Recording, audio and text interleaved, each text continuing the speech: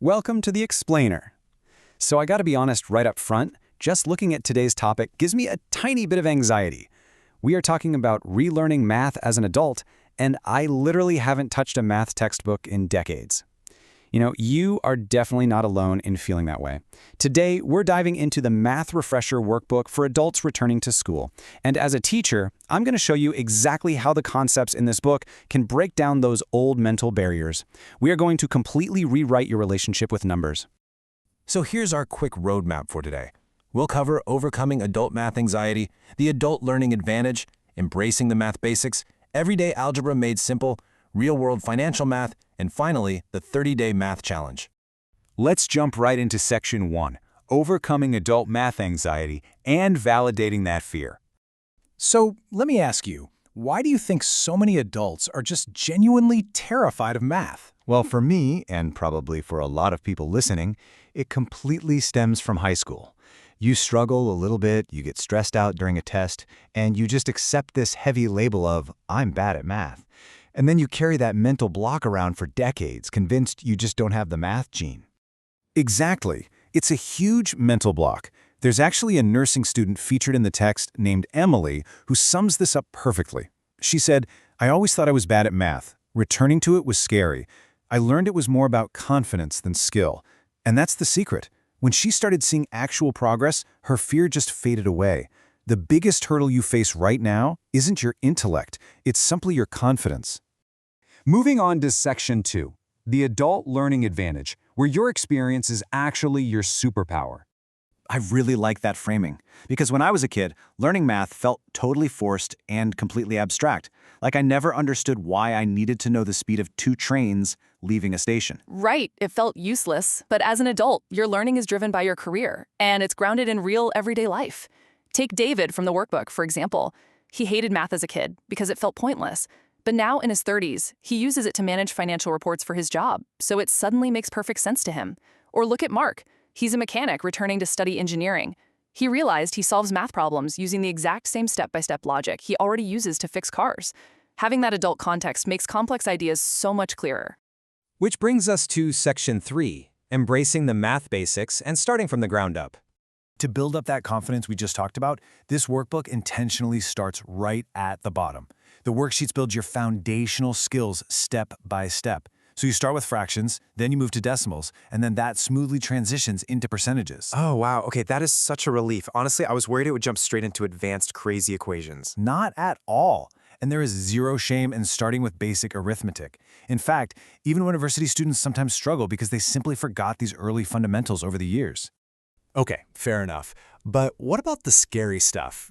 Things like exponents, roots, or algebra. Just saying those words out loud makes me sweat a little bit.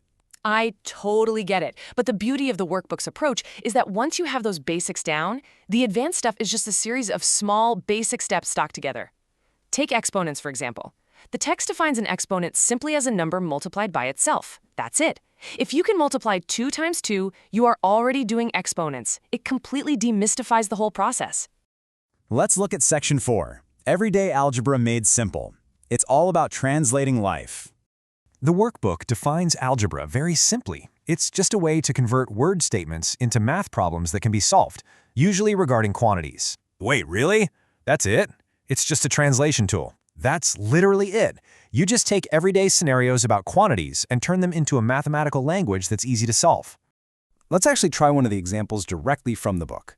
In everyday words, let's say you're at the grocery store and 3 chickens and 1 apple cost $9.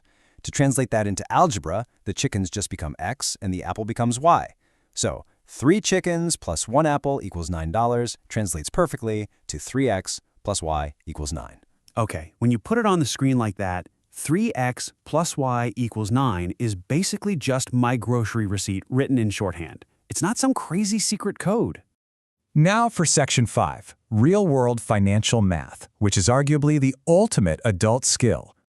So how does this apply to everyday life beyond just buying groceries at the store? Household budgets. Think about Steve, another great example straight from the text. Steve has an annual income of $65,000. Now, he spends $2,600 a month, which adds up to $31,200 a year. To find his annual savings, we just subtract his expenses from his income. So $65,000 minus $31,200 leaves Steve with exactly $33,800 in savings. Wow. That is so practical, it's super relevant, and it proves exactly why basic subtraction is such a valuable tool to have. Exactly. Another really good real-world scenario from the workbook is Sarah's budget.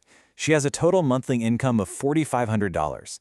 Then we itemize her expenses: $800 for rent, $400 for groceries, $300 for utilities, and $600 for miscellaneous expenses. See, I love this because it takes all those concepts out of the abstract classroom and puts them right into your wallet.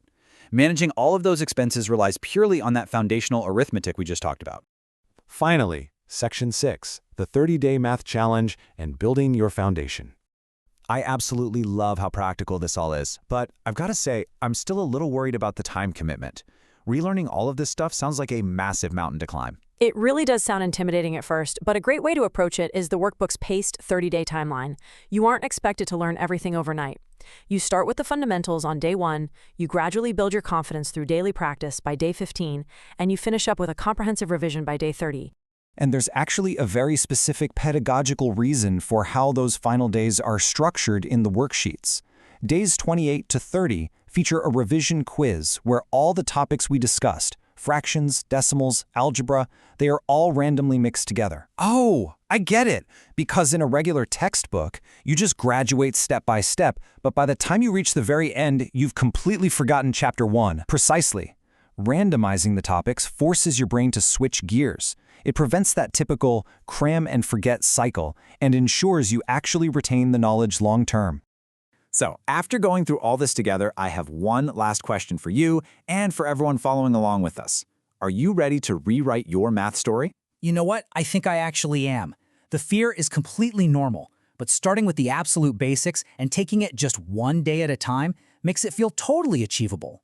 And remember, your adult experience is a massive advantage. Concepts that seemed completely impossible decades ago are now just practical tools you use every single day. The foundation is there, all that's left is to just pick up a pencil. Thank you so much for joining us on this explainer, and we really hope this inspired you to start your own learning journey today.